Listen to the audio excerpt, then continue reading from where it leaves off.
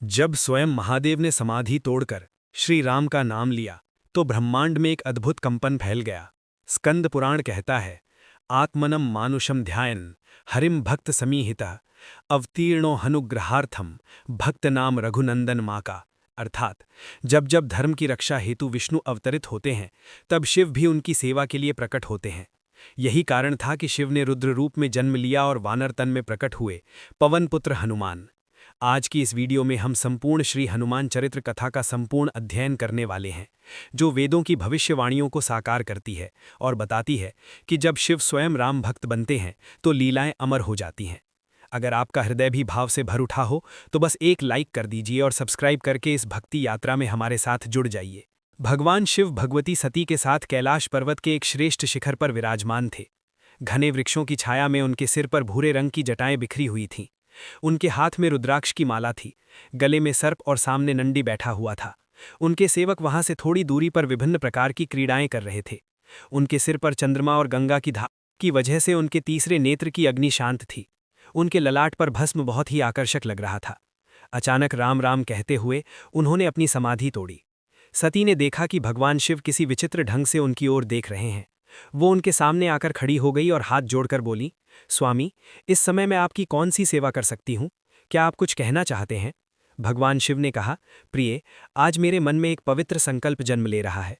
मैं सोच रहा हूँ कि जिनका मैं निरंतर ध्यान करता हूँ, जिनके नाम का जाप करके मेरा हृदय गदगद हो जाता है और जिनके वास्तविक स्वरूप का ध्यान करके मैं समाधिस्थ हो जाता हूँ, वे मेरे प्रभु अब अवतार लेकर इस संसार में आ रहे हैं। सभी देवता भी उनके साथ अवतार लेकर उनकी सेवा का अवसर प्राप्त करना चाहते हैं। तो फिर मैं ही क्यों पीछे रहूं?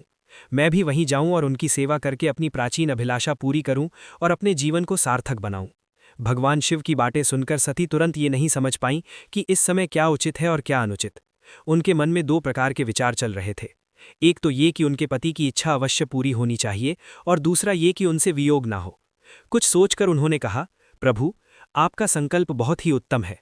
जैसे मैं आपके सेवा करने की इच्छा रखती हूँ, वैसे ही आप भी अपने इष्ट देव की सेवा करना चाहते हैं। लेकिन वियोग के भय से मेरा हृदय विचलित हो रहा है। कृपया मुझे इतनी शक्ति दीजिए कि मैं आपके सुख में अपना सुख मान सकूं। एक बात और है भगवान, इस बार राम रावण का वध करने के लिए अवतार ले रहे हैं और रावण आपका बड़ा भक्त है। उसने अपने सिर तक काटकर आपको अर्पित किए हैं। ऐसी स्थिति में आप उसके वध में कैसे सहयोग दे सकते हैं? भगवान शिव मुस्कुराए और बोले, देवी, तुम बहुत भोली हो। इसमें वियोग की कोई बात ही नहीं है। मैं एक रूप में अवतार लेकर उनकी सेवा करूंगा और दूसरे रूप में तुम्हारे साथ रहूंगा। तुम्हें उनके लीलाओं का आनंद दिखाऊंगा और समय समय पर उनके पास जाकर स्तुति और प्रार्थना करूंगा। जहां तक रावण की बात है, उसने जितनी भक्ति की है उतनी ही उसने मेरे एक अंश की उपेक्षा भी की है। तुम जानती हो कि मैं 11 रूपों में वास करता हूं। जब उसने अपने 10 सिर काटकर मेरी पूजा की थी तो उसने मेरे एक अंश को बिना पूजे ही छोड़ दिया था। अब मैं उसी अंश के रूप में उसके खिलाफ युद्ध करूंगा और अपने प्रभु की सेवा भी करूंगा।